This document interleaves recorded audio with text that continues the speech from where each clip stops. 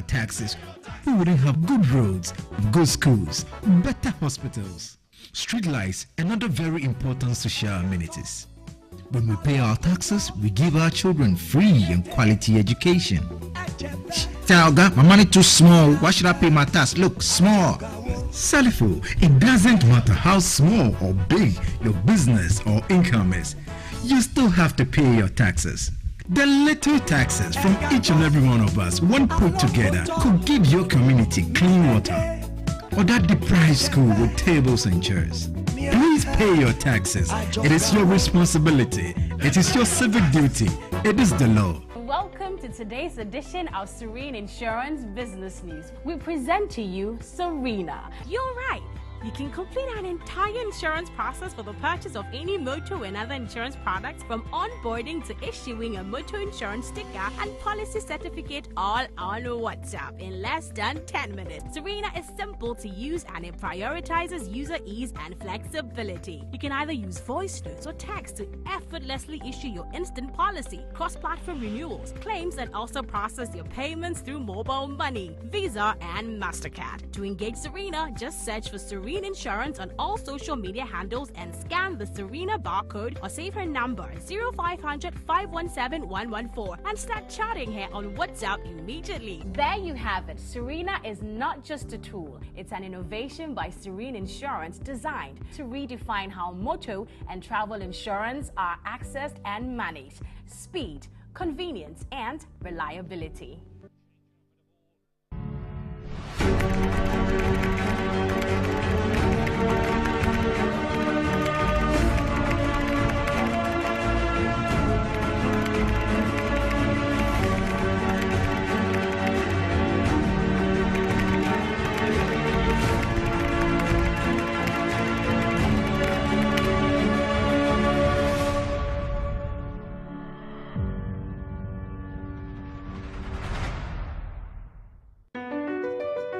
MPS Terminal 3 is Africa's new state-of-the-art container terminal at Tema Port. For manufacturers, agro-processors and traders, the new port means business can be done faster. This infrastructure boost will improve Ghana's port handling capacity, connect more trading routes, and oil the engine of growth for the economy, creating greater opportunities across all sectors as Africa's markets merge and become the largest trading bloc globally.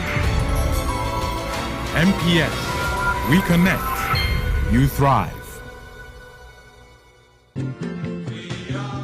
At Phoenix Insurance, we make the unpredictable predictable and the uncertain certain with our range of products, including motor insurance, fire insurance, engineering insurance, marine insurance, accident insurances, and all types of bonds. We have you covered. We also support you with risk management advice to enable you stay focused on your business. Take a policy with Phoenix Insurance today. We help you rise from adversity stronger and more secure. Contact us on 0302 246319 or 0302 246644 or any of our branches, agencies, and brokers spread across the nation. You can as well connect with us on our WhatsApp chatbot. Efiba is waiting to assist you.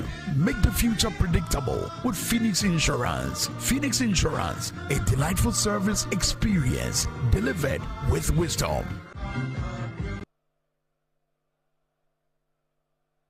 All right, you're welcome back. We are now going to take a look at happenings in the port and shipping industry over the last week by way of local stories. Please enjoy. The Vice President of Colombia, His Excellency Francialina Marquez Mina, on Friday, 12 December 2025, led a high-level business delegation to the Ghana Ports and Harbours Authority as part of efforts to explore investment opportunities and deepen bilateral trade relations between Colombia and Ghana. The delegation was received on behalf of the Director General of the Ghana Ports and Harbours Authority by the Director of Port of Tema, Tebon Zuma, along with management officials of GPHA. The visit was aimed at identifying areas of mutual business interest while strengthening economic and commercial ties between the two countries. Vice President Marquez Mena underscored the critical role ports play in national economic development, stressing the need for stronger collaboration between ports in Colombia and Ghana to drive growth and shared prosperity. She noted that Colombia is pursuing a vision to reconnect with the world through strategic trade partnerships, adding that Ghana holds a special place in that vision due to historical and cultural links. According to her, Colombia seeks to strengthen trade relations with Ghana through enhanced port cooperation to improve livelihoods in both countries. Colombia está proponiendo un foro de alto nivel entre países de África y países de América Latina y el Caribe, y Ghana sin dudas es nuestro país aliado. On his part, the director of Port of Tema, Tema, reaffirmed that international trade is impossible without efficient port infrastructure and welcomed the proposal for closer collaboration. He expressed support for the idea of exchange programs between Ghanaian ports and sister ports in Colombia to facilitate knowledge sharing and capacity building. Zuma also welcomed Vice President's call to redefine historical trade routes as channels of prosperity and highlighted Ghana's strategic position as a gateway to landlocked countries such as Burkina Faso, Mali, and Niger. We see ourselves as the same people, so connecting and working together shouldn't be much of a problem. Connect to Africa through Ghana, and you are sure that you connect to Burkina Faso, you connect to Mali, you connect to Niger. Today, the trade between Ghana and Mali, Niger, Burkina Faso has more than doubled. So Ghana has the best platform for you to land on. As part of the visit, the Vice President and a delegation toured key facilities at the Port of Tema, including the Meridian Port Services Terminal 3 and the Fruit Terminal, where they observed ongoing operations.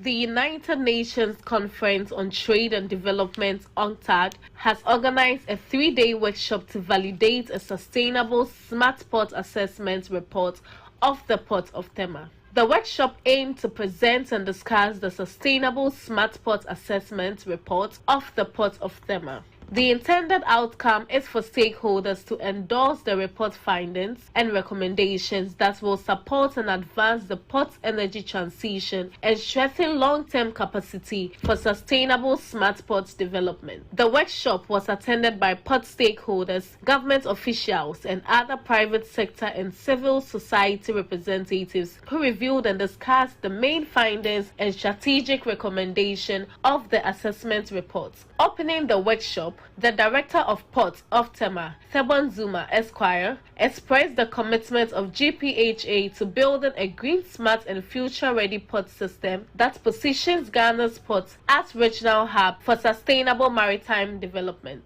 As the gateway to Ghana's international trade, GPHA understands that our long-term competitiveness depends on how effectively we embrace digitalization, decarbonization, and energy security.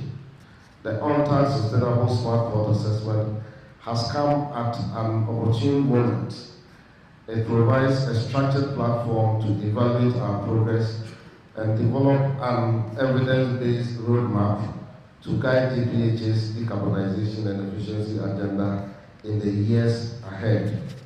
The Chief of Transport Section of UNCTAD, Frida Youssef, said with cargo volumes rising and energy and electricity demand increasing sharply, there is the need to scale renewable energy, enhance energy efficiency, and accelerate green, smart, and digital technologies. These issues stand at the core of the Sustainable Smart Port Assessment that we conducted, and which identify them as priority levers for improving Tema's port sustainability, resilience, and long-term competitiveness. The synergy between national energy policies and port-level action is therefore indispensable. The link between Ghana's energy ambition and Tema port transition is one of the central principles of UNCTAD SSP, what we call SSP, Sustainable Smart Port, methodology, and one of the strongest findings of the assessment report. UNCTAD conducted the assessment of Port of Tema's sustainable smart port performance by applying a comprehensive methodology that examines the port's capacity to integrate renewable energy and improve energy efficiency. The methodology also identifies the main enablers and barriers that influence the port's ability to become more sustainable and smarter.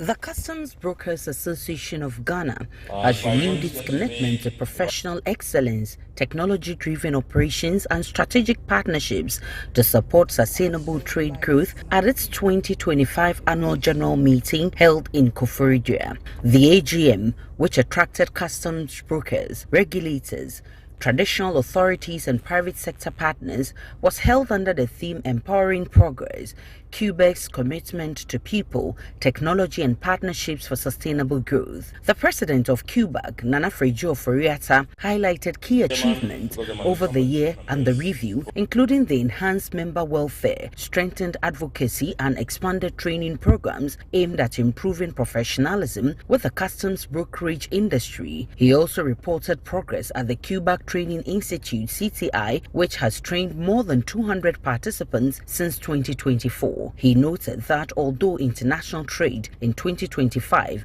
has remained resilient, rising tariffs, geopolitical tensions and financial volatility continue to affect smaller firms and developing economies, underscoring the need for long-term strategic planning within the sector. Technology is a key enabler of progress in our industry.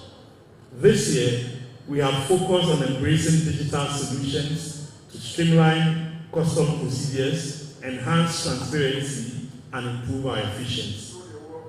Our initiatives in data analytics, digital documentation, and automation are not just about keeping pace with global standards, but also is about positioning our members as leaders in innovation. The Director of Operations at Ghana Link Network Services Limited, Raymond Amaglo, commended Quebec for its instrumental role in the success of the Integrated Customs Management Systems ICUMS 5 years after its deployment. He also announced the completion of an ultra-modern Tier 4 data center, which is expected to deliver near-zero downtime, enhance cybersecurity, and faster processing capacity. One of the most significant milestones is the completion of the ultra-modern Tier 4 data center.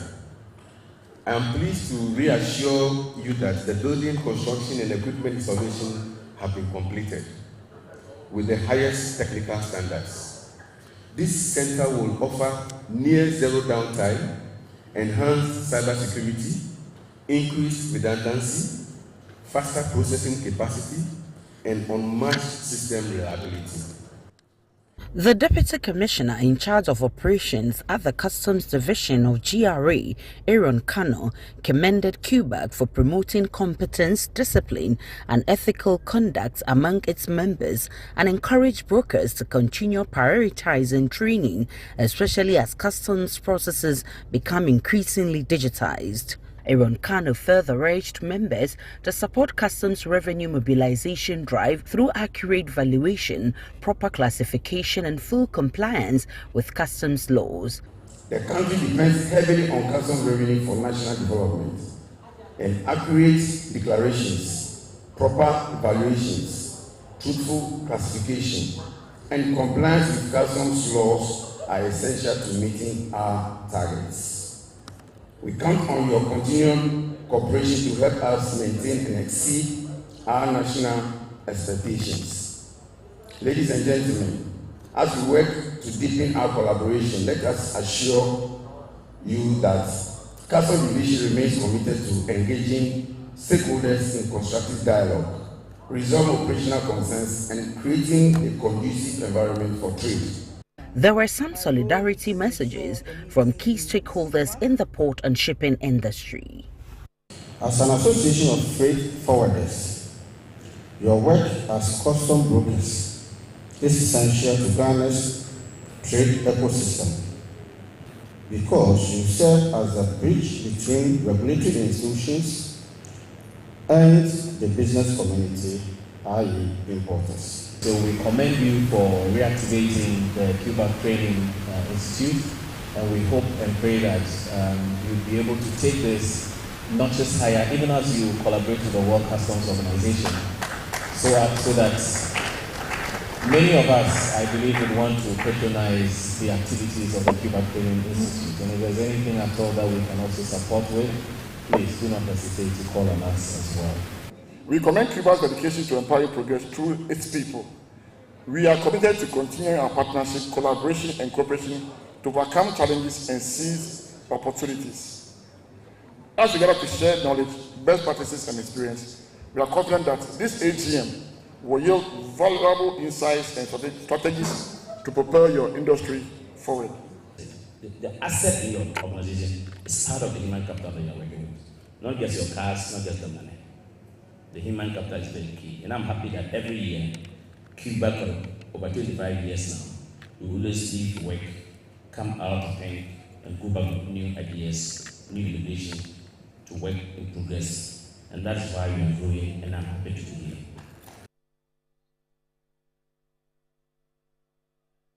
The Ghana Revenue Authority (GRA) has stepped up its efforts to combat tax evasion with its ongoing compliance and enforcement activities. These operations, which saw the GRA visit 5 companies in Accra Central, are carried out periodically to promote adherence to tax laws and enhance revenue mobilization. The officer in charge of Accra Central, Assistant Commissioner Joseph Ajikwe-Anan, who led the enforcement team, visited Ivan Plastics, Data Lakes, Inter-Africa Association and Sky Wonderland. At Ivan Plastics, the team found that the company had no records available, and the management was invited to the GRA office for further discussion. During selective issuance of the VAT invoice, and it's an offense.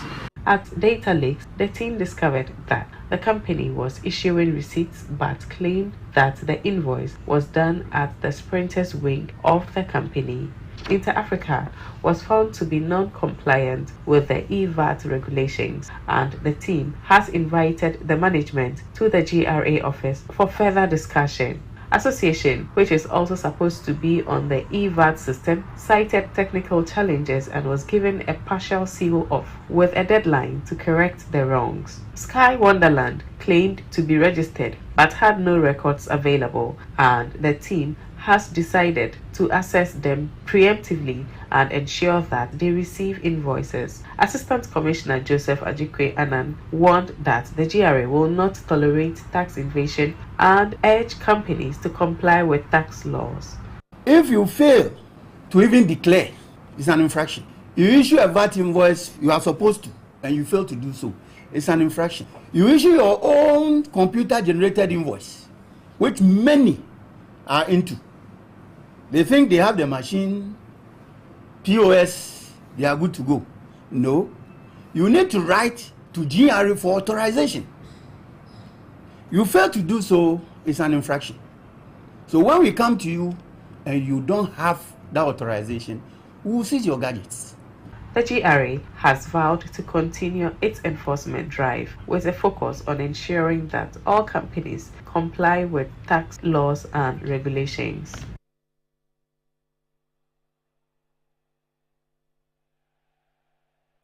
All right, welcome back. So those were happenings in the port and shipping industry over the last week.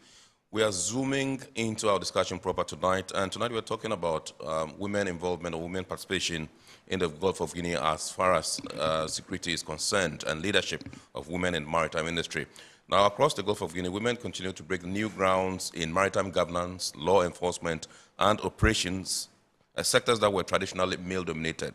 The recently held regional conference on advancing women's leadership in maritime security and governance at the Kofi Annan International Peacekeeping Training Center in Accra reaffirmed the importance of inclusion as a pillar for sustainable maritime security. Now, today's edition of Iron Pod is going to explore the strides being made to empower women across West and Central Africa in the maritime space. And so it gives me pleasure to introduce to us our guests for this week. And for tonight, we have Mrs. Sylvia Asanadauda Owu, who is Regional President, Women in Maritime of West and Central Africa, WIMOCA for short. Good evening, ma'am, and welcome. Thank you, and good evening to everyone. Absolutely. Madam Sylvia Asanadauda Owu is also Deputy CEO at the Ghana Shippers Authority in charge of technical services. We're glad to have you, ma'am. Now, also in the studios with us is Captain Georgina Jupap. She's a maritime and security consultant. Good evening, ma'am, and welcome. Absolutely, we're glad to have you. And also, last but not the least, Lawrence Dogli. He's a programs manager at the Gulf of Guinea Maritime Institute, GOGMI. Good evening, sir. Welcome, bro. Thank you, Kennedy. Absolutely, good to have you. Let me begin with Madam Sylvia Asanadauda Owu, and if you can tell us a bit about this leadership conference that you held here in Ghana. Thank you very much. Like you rightly said, I'm the president of WIMOCA, and WIMOCA is the Women in Maritime of West and Central Africa. So permit me to delve a little bit about WIMOCA before we go into that. I must also say that WIMOCA is an initiative of the International Maritime Organization. Within the framework of maritime development, IMO's Maritime Development Initiative, they have this Women in Maritime program, which started way back in 1988. Right. This was to ensure that programs are tailored towards encouraging female participation within the maritime institution. Right. So that also opened way for maritime institutions to take on board more females, within the institutions. And they followed up with specific fellowships for women. And that also encouraged more women to gain capacity, to have training within the maritime-related fields. Right. And I must say some of us were beneficiaries of these scholarship schemes. Following to that, the IMO established Women in Maritime associations to bring together professional women. It's a network of professional women, not only to talk about women issues, but also to help in solving related problems within the maritime sector. Right. That is how come the likes of WIMOCA were established.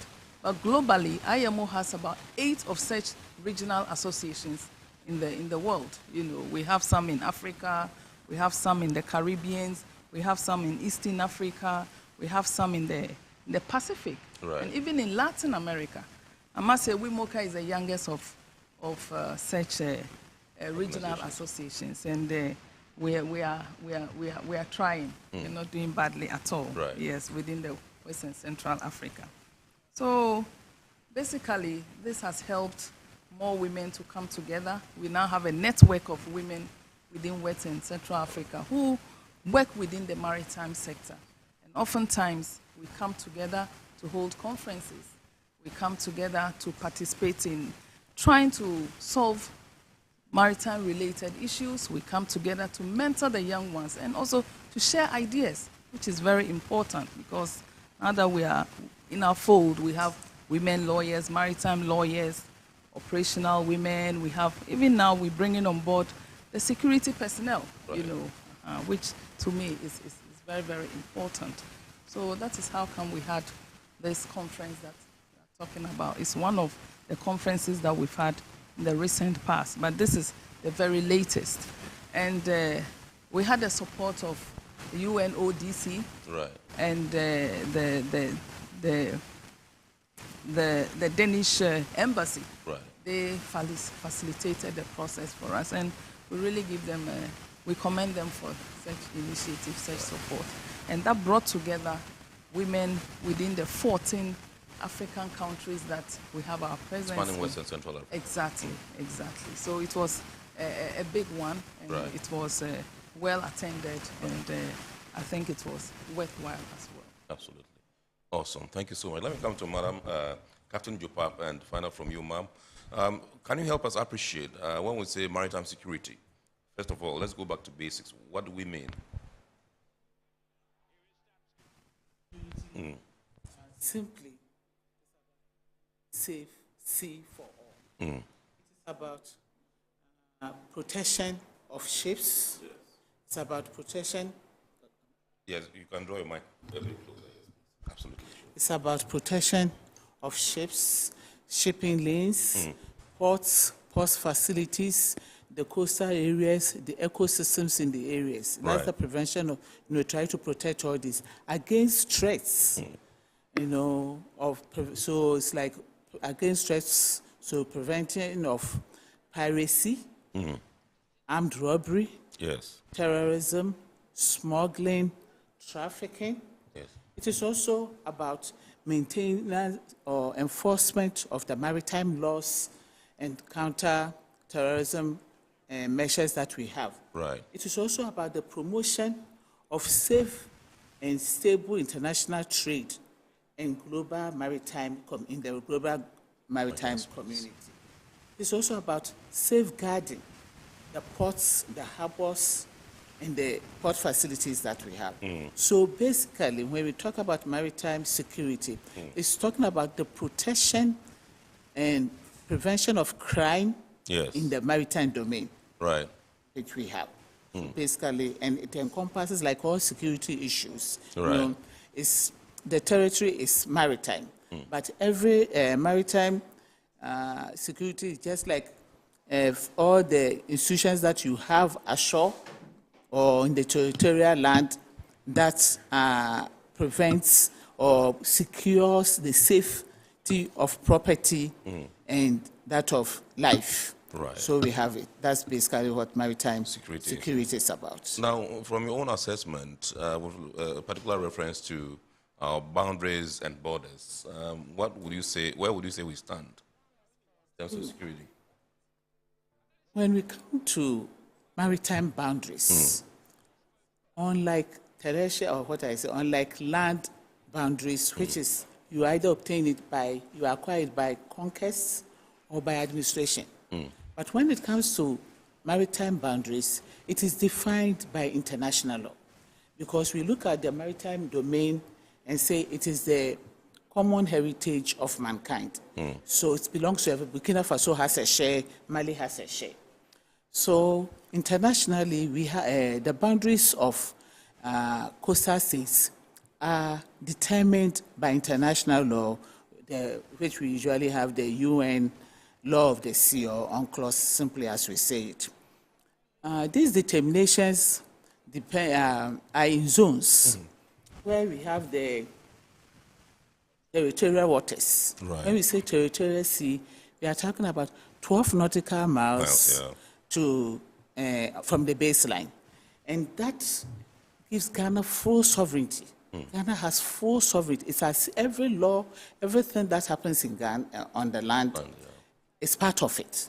So it has full sovereignty.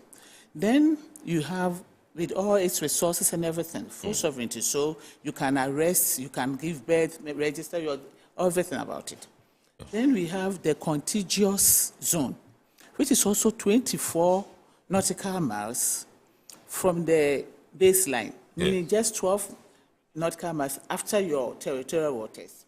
This is called the contiguous zone.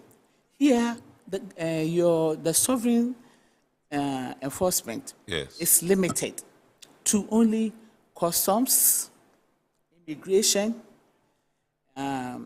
fiscal responsibility, that is economic responsibility, then public health. It's only these things that you can apply there. You cannot apply anything there. You can only apply, the government or the state can only exercise customs, immigration, fiscal, then public health. That is 24. Then you go, that is the only thing, that's the only thing. But then you allow private passage, free passage for all, or what we usually, the proper terms, innocent passage. Meaning every vessel will not have to take any permission, but then they can pass through those waters, except it's for national interests. Then you may be able to stop them from passing them. Then we have what we call, after these contiguous zones, we have what we call the exclusive economic zone. And that is 200 nautical miles from the baseline. Here, the states, the coastal state is permitted, the only sovereign responsibility is to be able to exploit, and manage and conserve the resources there. Right. You have access to the resources, but then you do not have, the policing effect. So you don't have direct sovereign responsibility, but what you have there is that you have the resources to use, or you are a custodian of the resources. You can use those resources. Even after the 200 nautical miles, if your continental shelf extends beyond the 200 nautical miles, then you can request, it's not automatic, you can request for extension of your economic zone. And the maximum of that one is 350 from your baseline. Right. And there you only have the resources to use. So when you look at it critically, it means after the 24 nautical miles, the rest of all is part of the international, even part of the 24 miles is international after the 12 nautical miles. The rest is international waters. And therefore, the limits or the sovereign power is reduced towards that. That's fortunately for us in Ghana. In Ghana, we have acquired all this. So this gives us rights, responsibility, and jurisdiction in the maritime domain. But you know how much you can exercise and what you cannot exercise. And that is the maritime domain. So when it comes to security, this is what we have. You know where your jurisdictions, your responsibilities, and then your jurisdictions are applied. However, that's the trick there. However, all these things are internationally regulated. Right. So when, Navy vessels chasing another, and the person runs into the 25, for example, cannot. So that is what we have with our maritime border. Awesome. Thank you very much indeed. Let me come to Lawrence from the Gulf of Guinea Maritime Institute. Your organization, I am aware, has, as it were, done quite a number of researches on women participation in the maritime industry. I just want to find out from you some of the findings and some of the challenges, biggest challenges they face in advancing leadership roles, advancing to leadership roles or positions in maritime security, and how these obstacles can be dealt with, if there are any recommendations you'd want to profile. Thank you very much, Kennedy. And before I respond to your question, I want to acknowledge Regina and then Madam Asana. These are industry captains, and it's an honor to be on the panel with them discussing this important issue. Now, to respond to your question, I think there are some key points that we need to look at, and perhaps that will frame the discussions. The very first one is that the maritime environment is a gendered one, in the sense that when you look at the sectors, when you look at the fisheries, when you look at transport, academia, you find both men and then women. So that is key. So that also means that there are different roles and different impacts for both men and then women.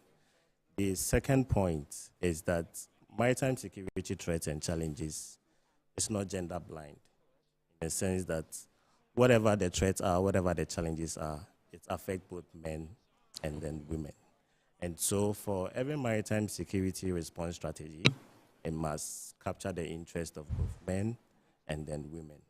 Now, in terms of the challenges that we face in advancing women leadership in this space, you mentioned that the industry is very male-dominated. Yes. That is rightly so. When you look at history, okay, when you look at the names in the industry, yes, Harbour Master, yes, seaman, yeah.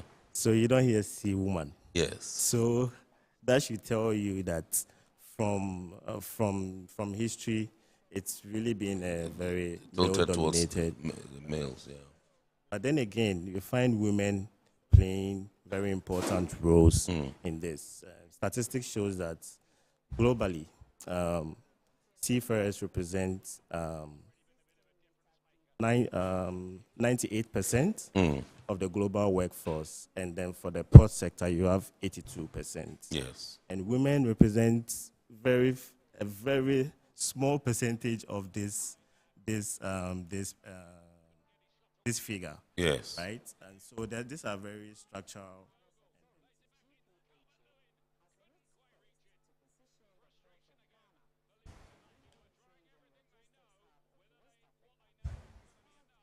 Because there are so many initiatives, very strategic and important initiatives, both at the UN level, at the regional level, and also at the local level. To touch on a few of these challenges, looking at organizations that are very inclusive, the awareness creation in the space. Yeah, that was going to be my next question. How organizations can promote a culture of inclusion of women, yeah, sure. So the kind of policies that are being adopted, when you look at the Ghana Armed Forces, last year they launched a gender policy that's supposed to encourage women's participation and equal rights.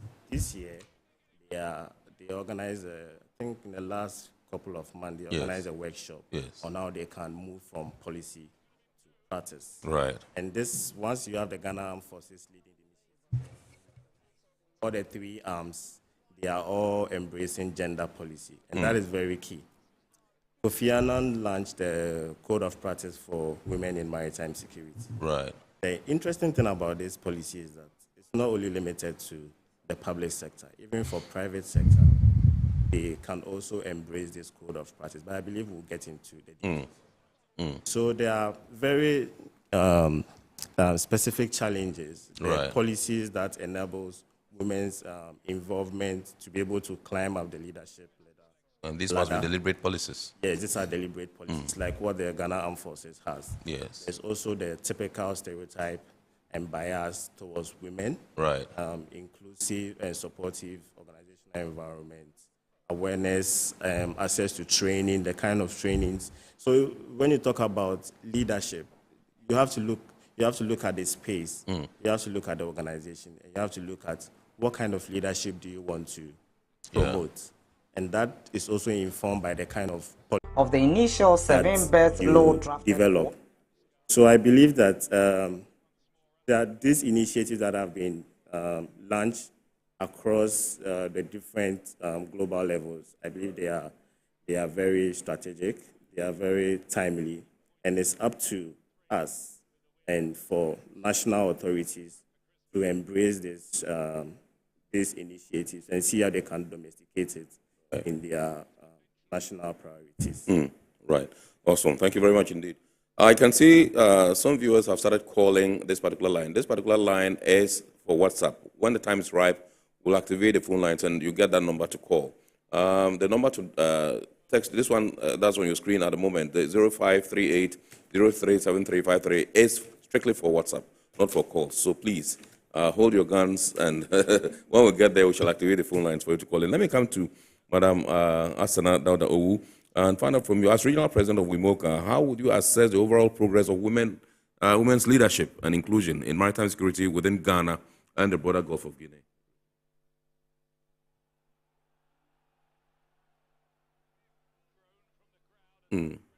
That is why IMO set up this network of women to promote women inclusion. Yes.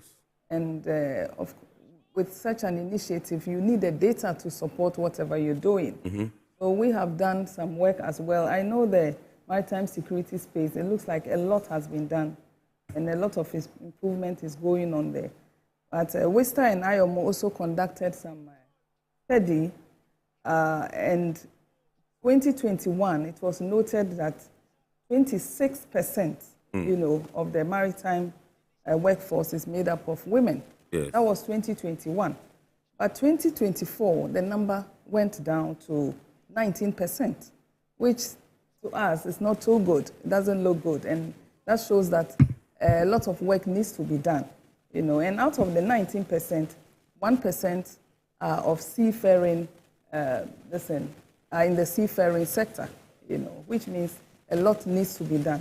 That is why we think that the initiative taken by Ghana, especially the Affirmative Action Bill, is a step in the right direction, and which should be pursued in all earnest, so that we can move from just the talking stage to implementation stage. You know, we need to look into the act and see what we can do to promote the sector that we are interested in, which is the maritime space. Having said that, I think Ghana, we are making some gains as well, you know, because this year a number of our women in the sector have taken up leadership role. I can mention of Madam Jamila Mahama. Yes. She is a member of WIMOCA, and she is now the board chair of the Ghana Maritime Authority. Esther Jedu is also a board member. Right. And even within the... You are referring to Madam Esther Jebidonko? Jebidonko, yes, Jebidonko. She is also a board member, a seasoned maritime expert. She's a board member of the Ghana Maritime Authority. And even when you go into the region, some of our women have been given leadership positions. Yes. We have one in the Gambia who is the head of the Gambia Maritime Authority. And even in Nigeria, we have some of our women also taking up, just this year, we have a number of our women taking up leadership roles, you know, within the sector, which is very, very encouraging.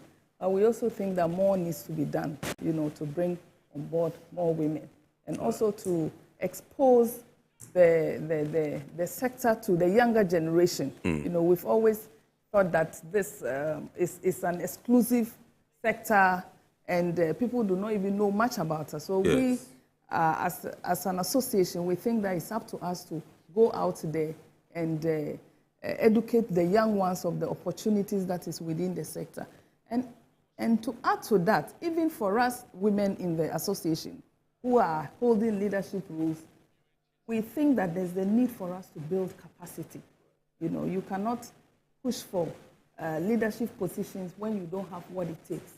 So we think that it's very important for us to build up the capacity and also prepare ourselves for the position.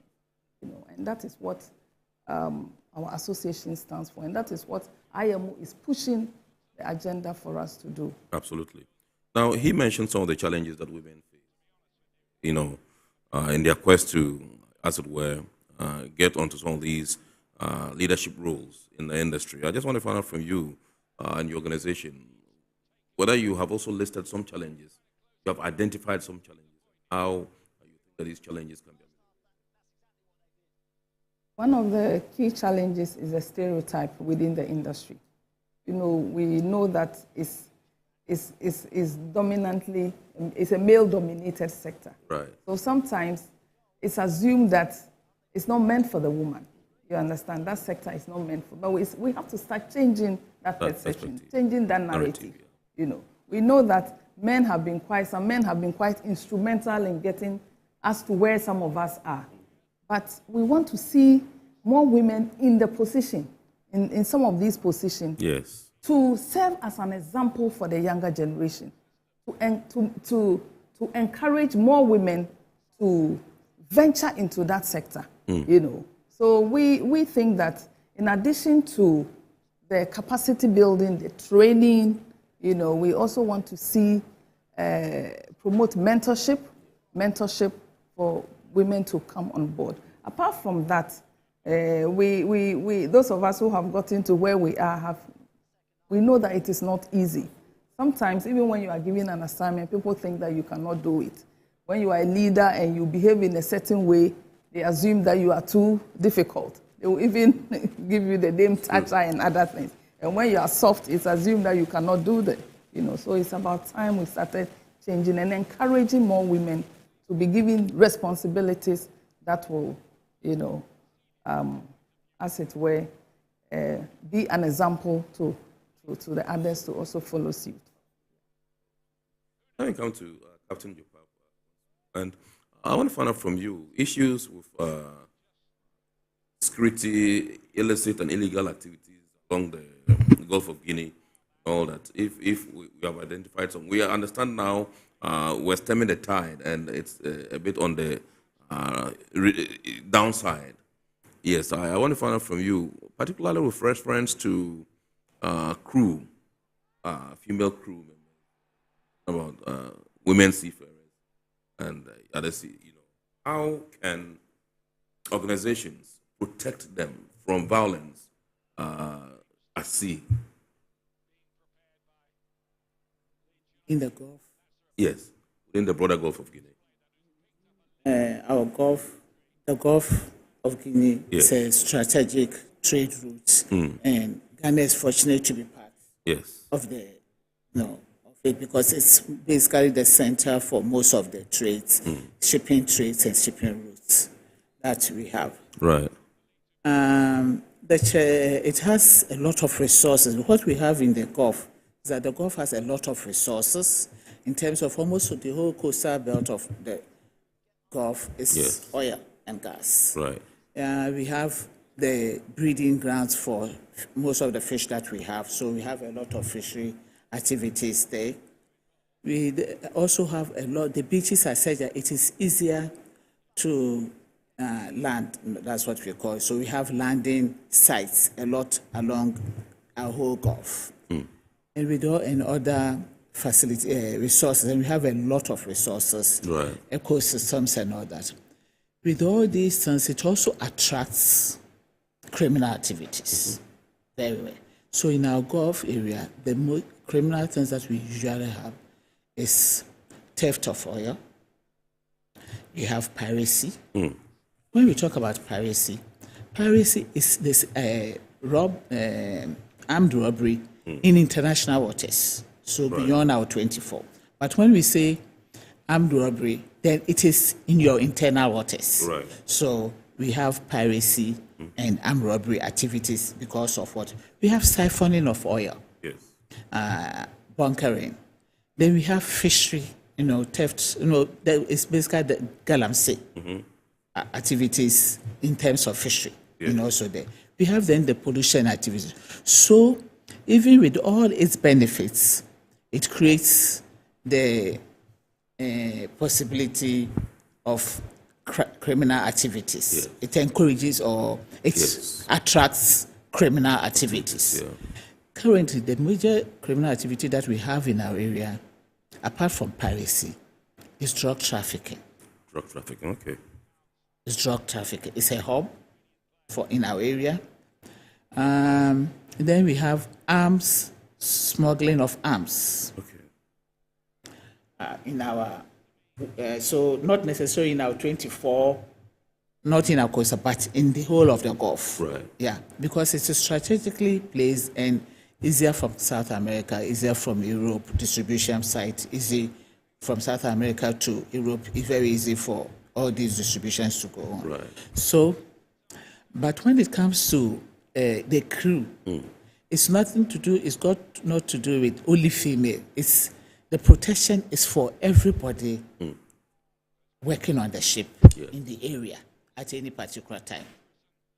The worst thing about these activities is that it makes trade in our area a little bit more expensive because you therefore have to take insurance policies, bigger insurance policies, premiums to pay. You may sometimes have to avoid or delay cargo because of some of the activities that come in that area. But when it comes to these criminal activities, the worst of all that we usually have is for female or male or crew is kidnapping. Right. Kidnapping, and being asked for ransom. Not long ago, just some few months ago, within our own waters, a Ghanaian fishing vessel was. That's more of piracy because it was outside our 24 zone, nautical zone. It was outside. So we had the chief, the captain, the chief officer, and the chief engineer, for example, were kidnapped. I've had effect of piracy experience myself in Nigeria port. So that would be armed robbery. And this, it was about 2:00 in the morning.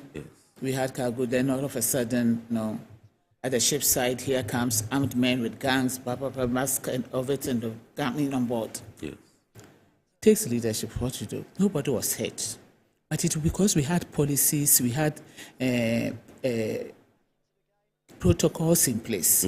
So immediately that happened, there was coordination, there was communication, there was leadership. And there was protocol put in place. Right. And within that time, so these are some of the things that happen. So the people on board the ship should, know all these things before. That is that the protection will not be for only the women, but that's why I always want to come for. It's for everybody on board the ship when these things happen. Absolutely. Yes, sir. Awesome. Yes, Lawrence, breaking down stereotypes, how are we going to be able to do that? And biases that may be holding women, from leadership roles in the space? I think the first step really is for stakeholders to acknowledge that there's indeed a gap that needs to be filled.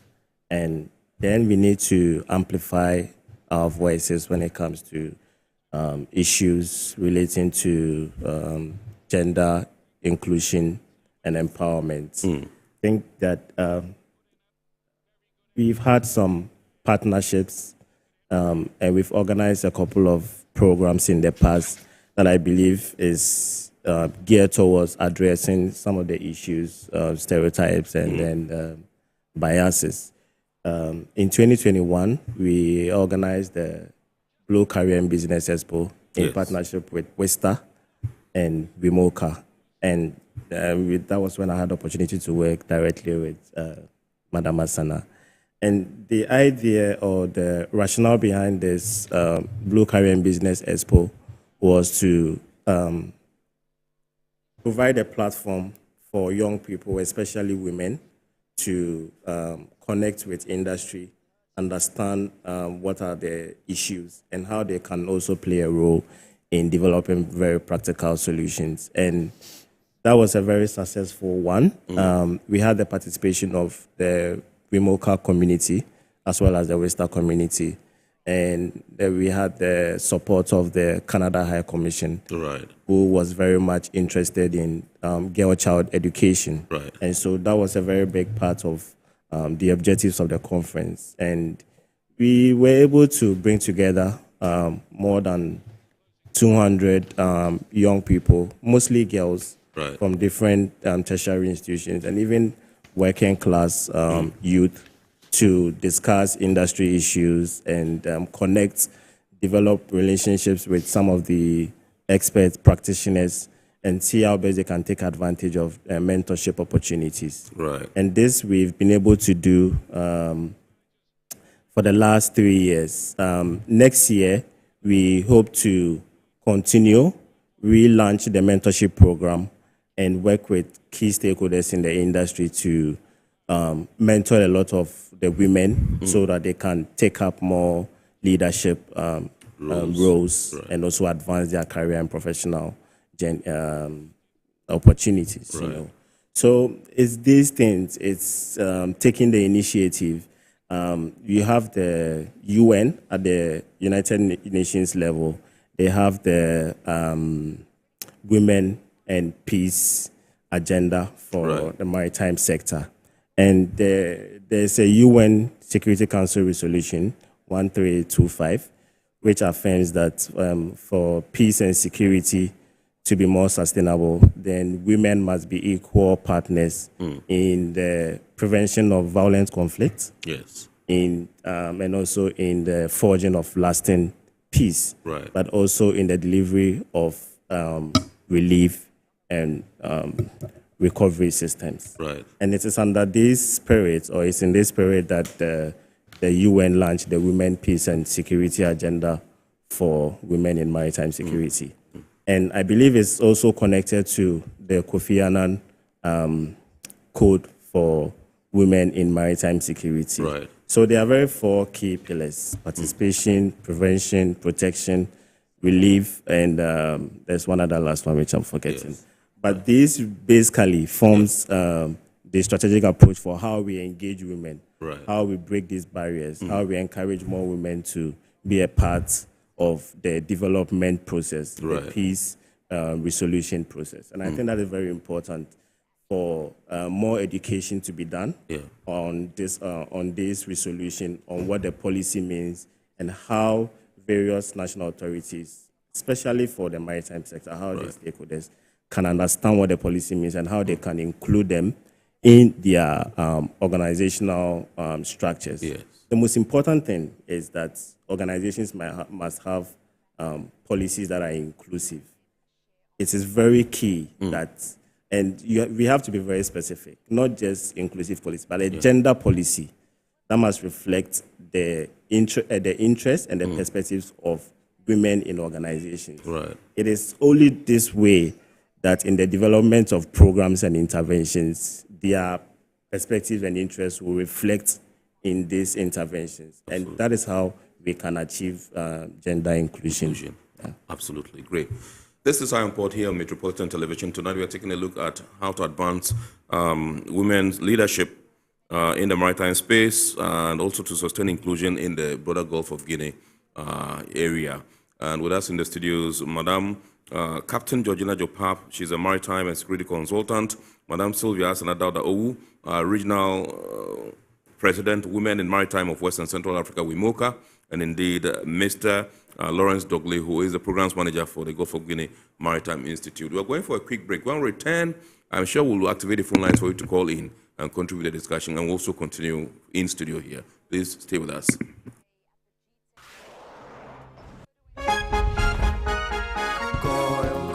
Good energy brings you quality choices with Goil Super XP. Available in many Goil stations nationwide. It is fortified with special additives that help your engine perform better and use less fuel. Branch into a Goil station today and energize your ride with Goil Super XP, compatible with most vehicles. Goil Super XP will feel ya, huh? Will be feel. Goil, good energy. Ja, ya, ya. Electricity, then pay your taxes. Yeah. Our taxes, our future. Because you see, without our taxes, we wouldn't have good roads, good schools, better hospitals, street lights, and other very important social amenities. When we pay our taxes, we give our children free and quality education. Talga, my money too small. Why should I pay my tax? Look, small. Salifo, it doesn't matter how small or big your business or income is. You still have to pay your taxes. The little taxes from each and every one of us, when put together, could give your community clean water or that deprived school with tables and chairs. Please pay your taxes. It is your responsibility. It is your civic duty. It is the law. Welcome to today's edition of Serene Insurance Business News. We present to you Serena. You're right. You can complete an entire insurance process for the purchase of any motor and other insurance products, from onboarding to issuing a motor insurance sticker and policy certificate, all on WhatsApp in less than 10 minutes. Serena is simple to use and it prioritizes user ease and flexibility. You can either use voice notes or text to effortlessly issue your instant policy, cross-platform renewals, claims, and also process your payments through mobile money, Visa, and MasterCard. To engage Serena, just search for Serena Insurance on all social media handles and scan the Serena barcode or save her number 0500 517 114 and start chatting her on WhatsApp immediately. There you have it. Serena is not just a tool, it's an innovation by Serene Insurance designed to redefine how motor and travel insurance are accessed and managed. Speed, convenience, and reliability.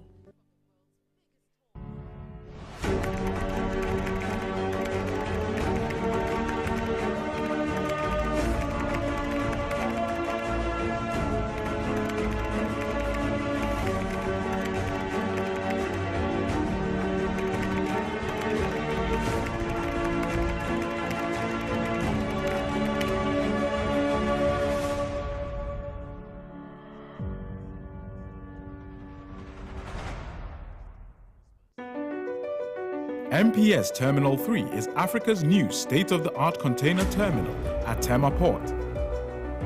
For manufacturers, agro-processors and traders, the new port means business can be done faster.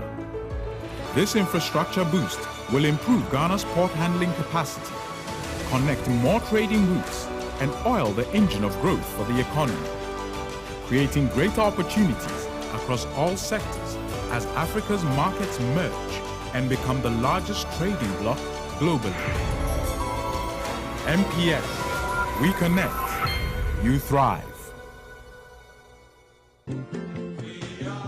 At Phoenix Insurance, we make the unpredictable predictable and the uncertain certain with our range of products, including motor insurance, fire insurance, engineering insurance, marine insurance, accident insurances, and all types of bonds. We have you covered. We also support you with risk management advice to enable you stay focused on your business. Take a policy with Phoenix Insurance today. We help you rise from adversity stronger and more secure. Contact us on 0302-246319 or 0302-246644 or any of our branches, agencies, and brokers spread across the nation. You can as well connect with us on our WhatsApp chatbot. Efiba is waiting to assist you.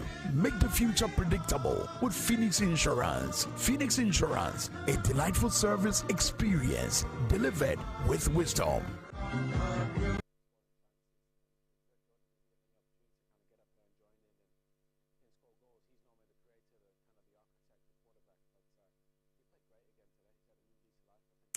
All right, so welcome back. I've been told that lines have been activated. You can call in and contribute to the discussion.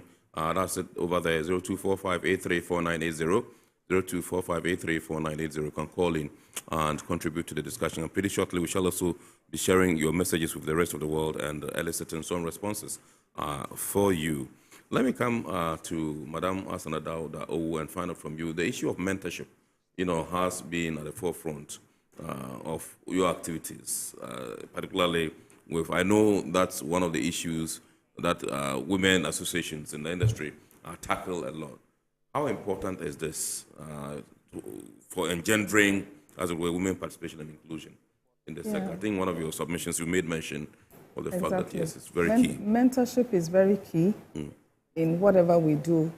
But even to add to that, let me indicate that as an association, we have our global strategy. Right. This was developed by IMO and all the IMO women in Maritime, right. And we sat down and developed this global strategy that's to take us for the next 5 years. And each regional association is expected to implement it.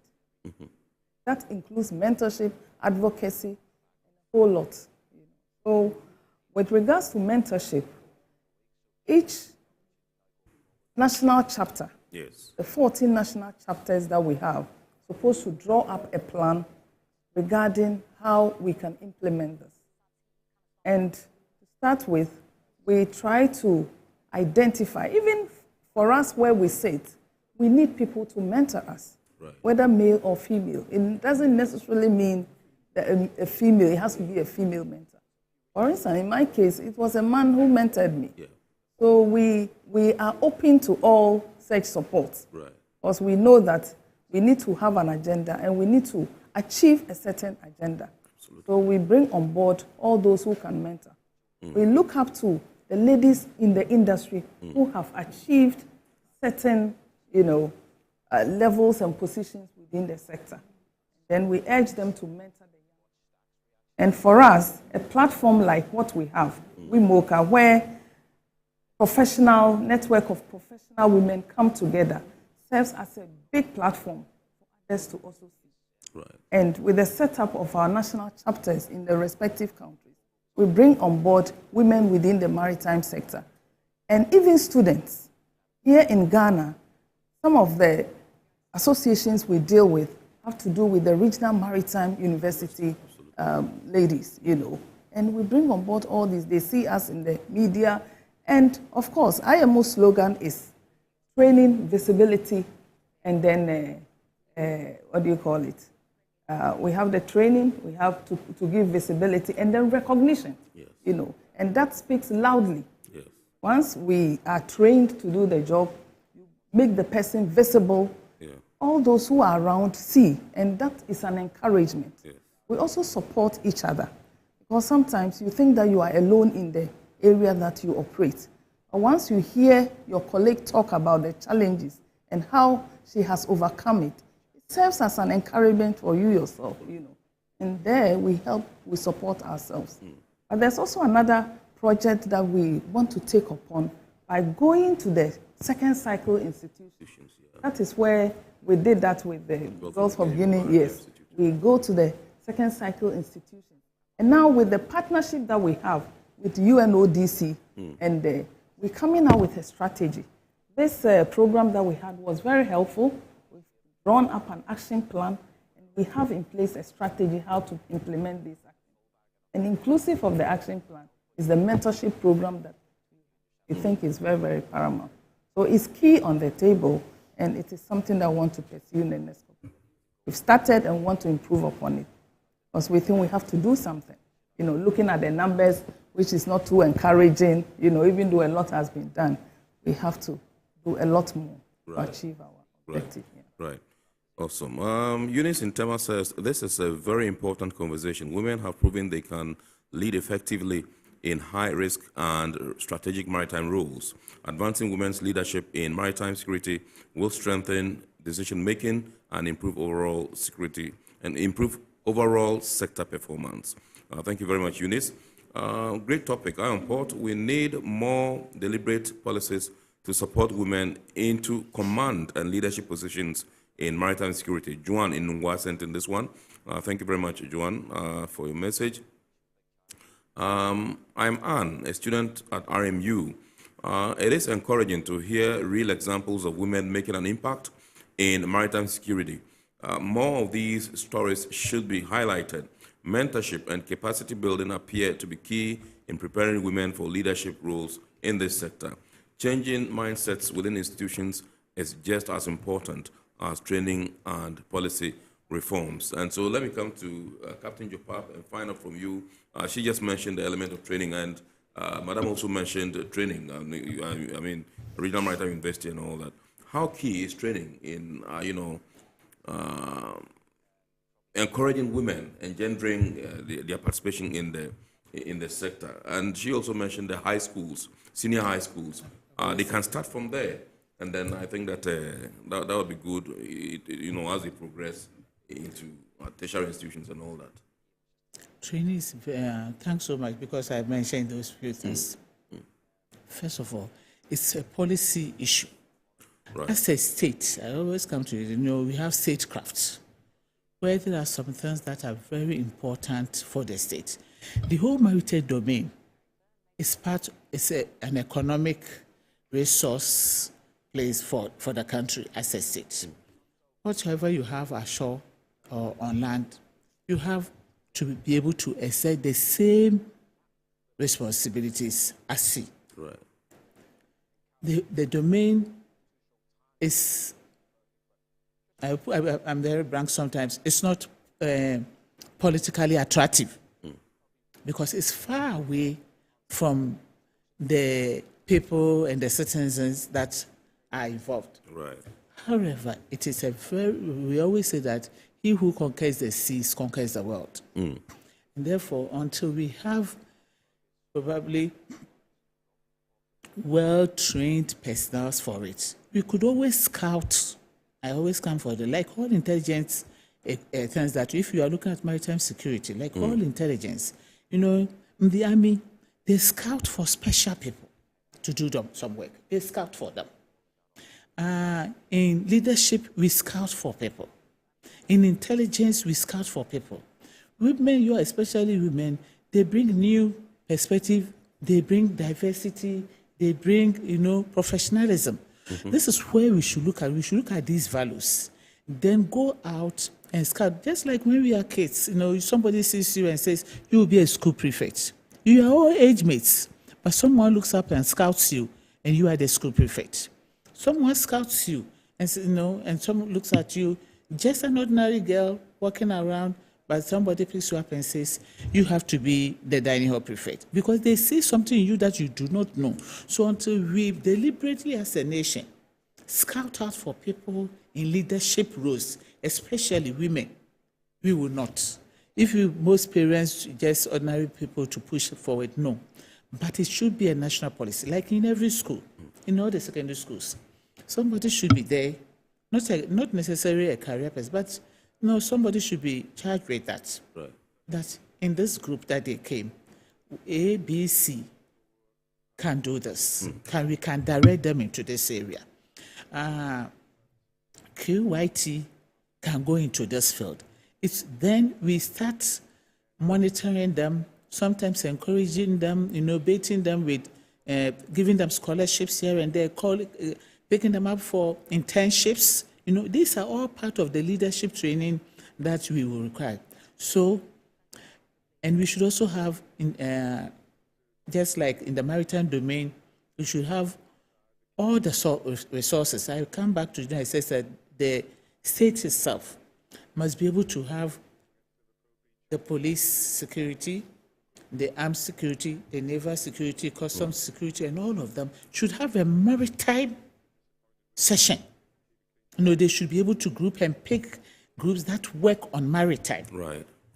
And with that, you should also be able to then train them, whether they are women or whether they are men. Yes. Because it is a specific or what to say, and it has its own niche, of people who have to do that work, because it's far from you and it needs intelligence. It's not being tough. It's being when you look at all this security, women excel in being intelligence in the intelligence department. They excel in communication. They excel in community development. And these are all areas where security, whether it's maritime or land-based, but when you are able to identify these people and push them or direct them into the maritime field, you don't necessarily have to go to sea. I always tell people. Yes, you don't necessarily have to go to sea. Please hold it there. When we return from Takrady, then you continue. We have Richard on the line from Takrady. Good evening, sir. Yeah, good evening. Awesome. Please go ahead. Yeah, thank you very much for the opportunity. And I think the discussion is very good. Fortunately for me, I've been having discussion with some of the students in an institution that I work, and they've expressed interest in some of these things you are discussing about females. And I think it's good. And so thank you very much for such a topic. So to make it work, I think I'm starting from my end. I have these students available, brilliant ones, who are into some of these transport, logistics, maritime. Some are trying to get attachment in all those places. How do I get into contact with them so that we can let it start working even from today? So that at least I'll contact them maybe tomorrow or something, if it's through the institution or whatever. These are ladies and young girls who are ready, so that we will give them their contact, they mentor them, and then we look at helping them towards the future. How do we contact them? Much indeed, Richard from Takrady. Yes, ma'am, please, we are back to continue. Yes. You don't necessarily have to go to sea. You don't have to spend all your time. No. If you're able to do even 3 years at sea, it gives you a different perspective when you are talking about marriage. There are some things that are practical, and there are some things that are, you learn from books. Yes. But if you go, when I say you don't necessarily have to, there are some areas in the maritime industry that you may not necessarily have to be a technical person at sea. But when it comes to security, maritime security, it has its own broad spectrum. Right. Even food security in terms of fishery departments. You should be able to have young ladies who will be able to do analysis, scientific analysis, who will be able to put data into place, who will be able to do more than just physical being at sea job. There are few other means that you can. That's where I'm coming from when I say you don't have to be at sea. That's right. We have professionalism in so many other things that women do, and they can do it far better. So that is also another thing that you can look at around the fishing or the women to be trained. Right. So it's Great. not. Okay, this one says, my name is Justin Adona Daga. I am a PhD student at the Ghana Armed Forces Command and Staff College. My question is simple. Is there enough data to guide women inclusive policy within the Gulf of Guinea states? Funding targeted research should be a focus in this effort to deliver a functional maritime sector. Yes. Yes, thank you very much. This is very important because I Well, when I started, I said data is very key in whatever we're doing. Absolutely. Time passed, we were not picking data within the sector, but a couple of years ago we started, but this is with the support of IMO, WISTA. And because we are under IMO and we are linked, women are linked to IMO, we are also part of the study that is taking place. So far, this is the statistics we've got. And for the region, I must say, we don't have enough data. Right. But going forward, as part of our strategy, the global strategy that we have, we are supposed to gather data for the region. And we are doing that. Come 2027, we will update the IMO WISTA data that we are developing. Right. And I'm sure that with the support of industry players and stakeholders, we'll be able to come out with something more credible that we can rely on. Absolutely. Right. Okay, so let me come to Lawrence and find out from you how governments, organizations, and individuals can work together to, promote inclusion in the sector. Thank you, Kennedy. And I want to use the opportunity to touch on two things that Captain and then Madam absolutely sure. I think there's one particular group that we don't need to ignore in this conversation. Right.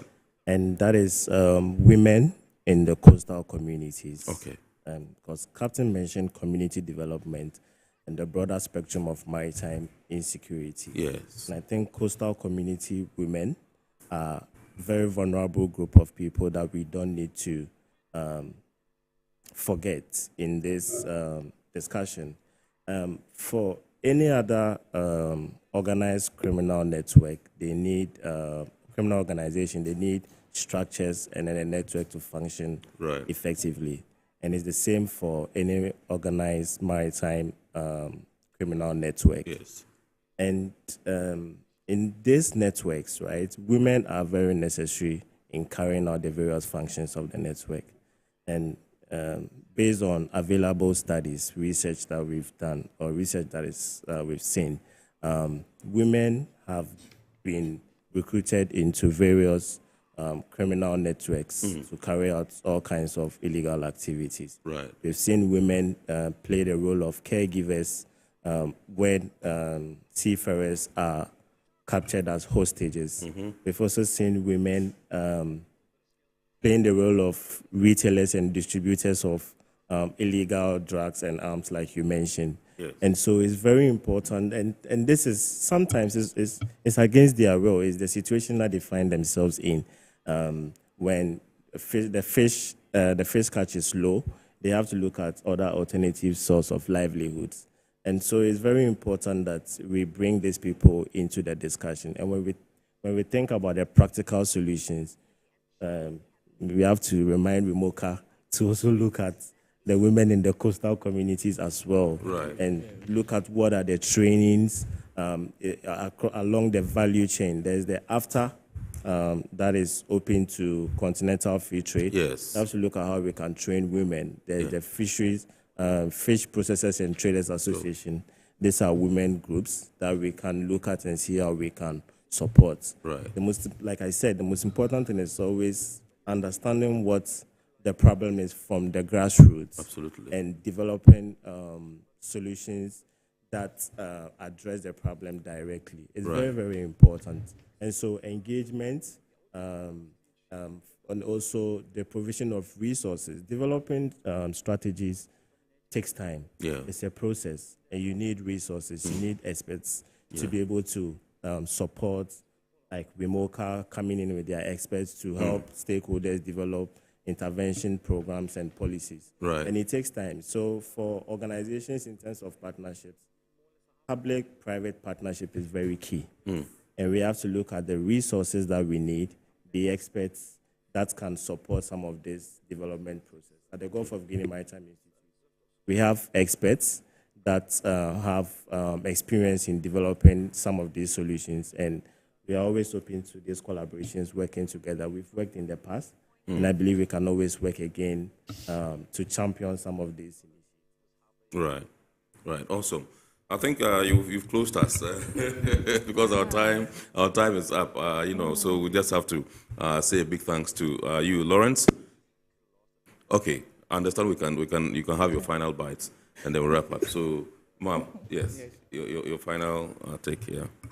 I always say that there's this myth that it's tough, to be in the maritime domain for women and all that. But in reality, I always say it relies on intelligence, coordination, and leadership. Right.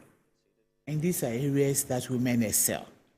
So changing these perceptions about women and starting with visible and successful stories will encourage younger ladies and future maritime experts. Right. Awesome. Thank you very much indeed. Yes, indeed. Thank you. What I want to add is that for us as WIMOCA, we have a plan that we need to implement. Right. At the end of the day, we submit reports to the IMO on what we have done as a regional body. Right. But in doing so, we need the support of all. It comes with financial support as well. Right. For instance, the issue of mentoring, going out to, reaching out to these young ones in the school, engaging them, it comes with resources. Resources. So we are calling on the maritime administrations and the agencies within the maritime sector to support us so that we can do the work that we have to do. Absolutely. Support the industry. Absolutely. Awesome. Thank you very much, Ma'am. Yes, Lawrence, your last final words. So gender is, the issue of gender is both the problem and the solution to maritime security governance. And it's very important that we, gender mainstreaming must be prioritized to promote good maritime security governance. Right. And it's only this way that we can unlock the blue economy opportunities and create prosperity for people in the country, across the world. And so we are calling on stakeholders to come together. Let's work together to champion gender inclusion in Ghana's maritime industry and across the Gulf of Guinea as well. Great. Thank you very much. Lawrence Dogley is the programs manager for the Gulf of Guinea Maritime Institute. Gogme, he joined us in the studios tonight. And indeed, Madam Captain Georgina Jopap is a maritime and security consultant. Thank you very much, ma'am, for obliging us. We are deeply grateful to you. And indeed, Madam Sylvia Asana Dauda Owu, Regional President, Women in Maritime of West and Central Africa. Remember, I said she's also the Deputy CEO at the Ghana Shippers Authority in charge of technical services. Today, we've been taking a look at how to advance women's leadership in maritime security and to sustain inclusion in the Gulf of Guinea. We'd like to say a big thanks to our sponsors, Ghana Revenue Authority, Guel PLC, Serene Insurance, Ghana Link Network Services, Meridian Port Services, MPS, and indeed Phoenix Insurance. Remember, our port is proudly powered by the Ghana Ports and Harbours Authority, GPHA. We entreat you to keep watching the rest of our programs here on Metro TV and make a date on Wednesday at 8:30 p.m. To watch the abridged version of Iron Port on Ghana Television GTV. God willing, next week we shall bounce back with another wonderful edition of your favorite Iron Port program. My name is Kennedy. More now, wish you a super and blessed week ahead, and we'll say, God bless, no less. We are out.